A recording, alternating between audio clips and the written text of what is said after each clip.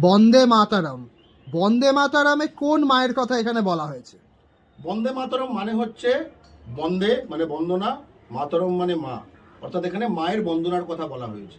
প্রশ্ন হচ্ছে এই মা কে? এই মা হচ্ছে বঙ্গমাতা বা বাংলা মা। আমরা কি করে জানি এটা?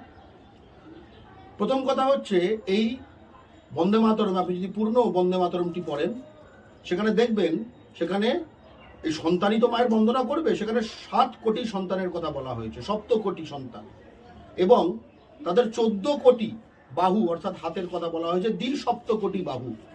এই 7 কোটি কোন সংখ্যা? 1882 সালে আনন্দমঠ প্রথম প্রকাশিত হয়, যার অংশ হিসেবে বন্দে মাতরম প্রকাশিত হয়। 1881 সালে ব্রিটিশ শাসিত যে ভারতীয় সাম্রাজ্য, তার জনগণনা করা হয়। সেখানে বাংলার জনসংখ্যা, অবিভক্ত বাংলার জনসংখ্যা ছিল 7 কোটি, এবং অবিভক্ত ভারতের জনসংখ্যা ছিল প্রায় 25 কোটি। অর্থাৎ উনি যদি সমগ্র ভারতের কথা বলতেন 25 কোটি সন্তান, 50 কোটি বাহু। উনি সেটা বলেননি, উনি বলেছেন বঙ্কিমচন্দ্র 7 কোটি সন্তান, দ্বি-সপ্তকোটি বাহু, অর্থাৎ এটা বাংলা মায়ের গান।